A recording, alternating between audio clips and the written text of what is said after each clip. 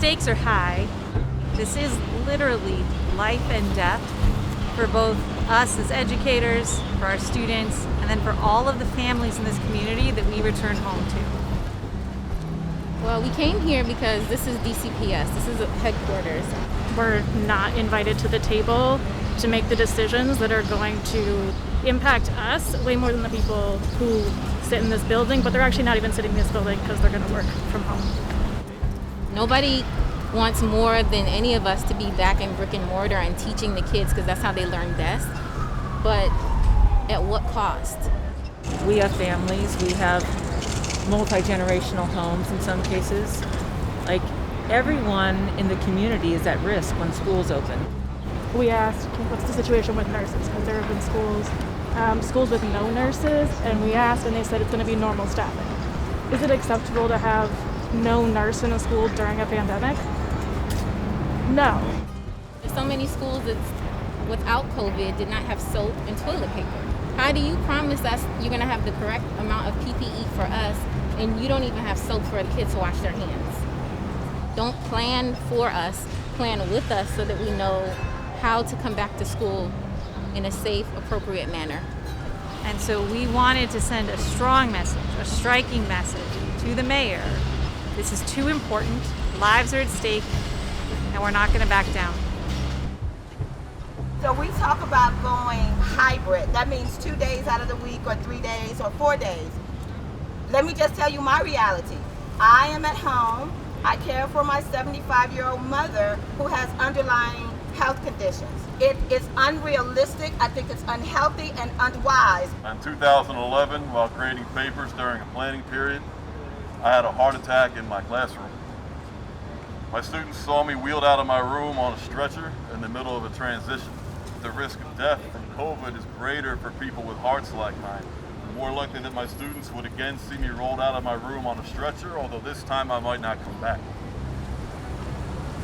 There's no way that they have not done some sort of projection of how many people will get sick and how many people will die if we reopen the building. I'm dying to know what that number is, because it can't be zero. I don't want to teach on the screen. With pre-K children, I mean, they're in a window like they're in a camera like this. They're not focused. It is a horrible situation. But I'd rather have them in that situation than them to be dead. If there's one child, one teacher, one custodian, one administrator that loses their life, that is one too many. And the decision keeps getting delayed. All we can hope for is that we will have direction, and that direction will be the right choice, which is 100% virtual until it's safe.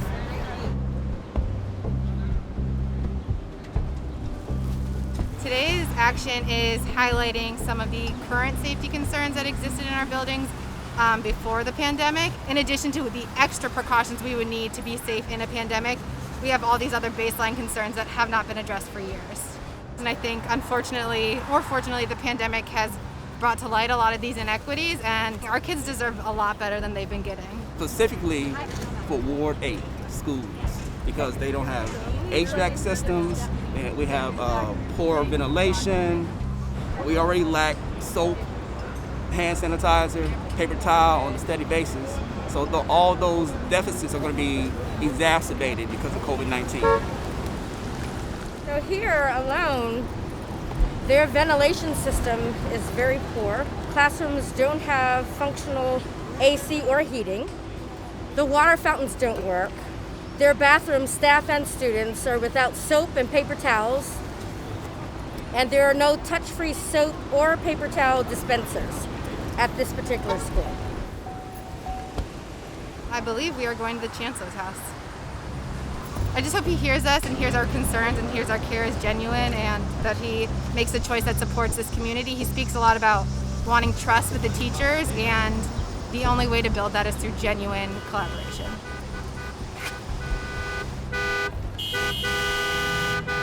Chancellor Farabee, there should be no reason why teachers have to come to your doorstep. You should be coming to us. Why aren't we at the table? You go to ill-prepared buildings first and try it out. You go into a building with no PPE. You are not the one that is going to teach in a middle school with windows that do not open. I feel like I'm trying to convince you that our lives are worth living. Only when it is safe will you go into work. Only when it's safe, we will then go to work. Come down and speak to us. Thank you. These are basic questions, not technical ones. How will we ensure that we have the necessary PPE? Who's going to pay for it? How will we ensure social distancing occurs outside the classroom? Are teachers expected to balance the requirements of teaching both in person and online simultaneously? What if we have pre-existing conditions and health risks? What if we are taking care of those who are most at risk for COVID? We have no answers to the most basic, straightforward questions, despite having asked them in every forum we could think of. Only when it's safe. Only when it's safe. Hey, only when it's safe. The WTU speaks on behalf of teachers, and you're telling the WTU what you're going to do instead of actually having a conversation, because that shows people respect. We're going to have to take up the mantle ourselves. This is the most galvanized I've felt or seen the union maybe ever. Feels good. We just got permission yesterday from our larger umbrella union, American Federation of Teachers, to strike. The president of our local union says we'll pay the fine. It's not a big deal. We've done it before. And what's our number one rule for staying safe during opening group? All together now. We keep our hands and feet inside our own square at all times. I'm here to demonstrate a little bit of what it might look like to have a social distancing classroom under the protocols that DCPS teachers were sent by Chancellor Farabee and the mayor so far. The itsy bitsy spider, Jackie, legs back in your square. Went up the spout again. Wasn't that fun? So the mayor had said she's going to announce on Friday whether or not you're going to be doing hybrid or distance learning. Instead, she decided to do a press conference this morning. Good morning, everyone. I'm Muriel Bowser. I'm the mayor of Washington, D.C. She had her people announce that the first term would be distance only. We are moving forward with an all-virtual start to the school year until November 6th. Which is what we wanted, and we're glad that we won that. What we're not glad about is that, one, we were not notified. We're still not being communicated with. How much did the teachers' union clear desire not to go back to school right away play into this decision? We have won the first term of distance only, but it's only the beginning. They still haven't given tech to our students one-to-one. We're going to keep fighting for that. And then, of course, we're going to fight about the conditions it will take and what it will take to return in November, should that even be a possibility.